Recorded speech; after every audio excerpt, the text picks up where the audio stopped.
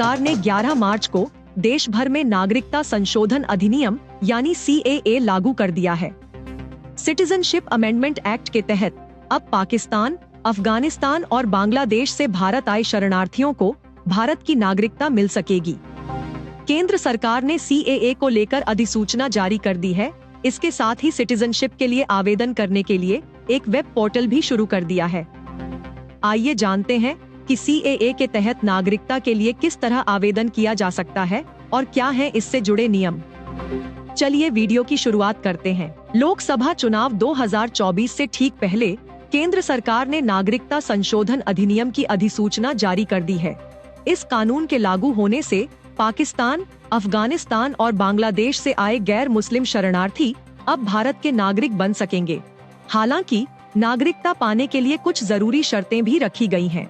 CAA साल 2019 में संसद में पारित हो गया था, लेकिन देश भर में हो रहे विरोध के चलते इसे सरकार ने उस वक्त लागू नहीं किया। 11 मार्च को केंद्रीय गृह मंत्री अमित शाह ने CAA के लिए फॉर्म जारी कर दिया है।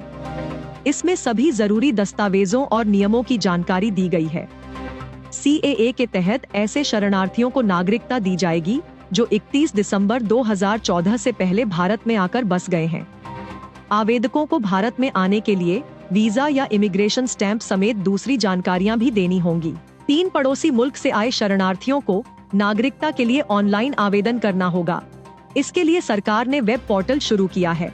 CAA के तहत आवेदन करने के लिए आवेदकों को भारत सरकार की आधिकारिक वेबसाइट indiancitizenship.online.nic.in पर जाना होगा। यहाँ उन्हें नागरिकता से जुड़े सभी जरूरी दस्तावेज सबमिट करने होंगे। इसके बाद सबसे पहले आवेदन जिला कमेटी के पास जाएगा, फिर वो इसे एम्पावर्ड कमेटी को भेजेगी। इसके बाद अधिकार प्राप्त कमेटी नागरिकता पर फैसला लेगी। इस पूरी प्रक्रिया में IB, regional registration office, post office और राज्य सूचना के अधिकारी शामिल होंगे। भारत की नागरिकता हासिल करने के लिए ऑनलाइन फॉर्म में शेड्यूल 1A के तहत 9 तरह के दस्तावेज मांगे गए हैं, जबकि शेड्यूल 1B के तहत 20 तरह के दस्तावेज और शेड्यूल 1C के तहत शपथ पत्र यानी एफिडेविट देना होगा। आवेदकों को सबसे पहले ये बताना होगा कि वे बांग्लादेश, अफगानिस्तान या फिर पाकिस्तान के गैर मुस्लिम शरणार्थी हैं। इसके लिए वहाँ के passport, birth certificate, driving licence, जमीन से जुड़े दस्तावेज दिखाने होंगे। आवेदक भारत सरकार की तरफ से जारी Aadhaar card, driving licence, ration card, जन्म प्रमाण पत्र, पैन कार्ड, जमीनी दस्तावेज और विवाह प्रमाण पत्र दिखाकर भी नागरिकता के लिए आवेदन कर सकते हैं। हालांकि जिन लोगों के पास फॉर्म भरने के लिए जरूरी दस्तावेज नहीं है, वो जिस राज्य में रह रहे हैं वहां की नागरिकता के लिए अप्लाई कर सकते हैं।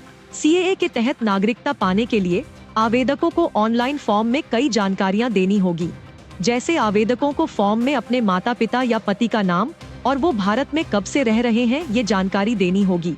इसके साथ ही शरणार्थियों को इस बात की भी जानकारी देनी होगी कि वो कौन से देश से आए हैं।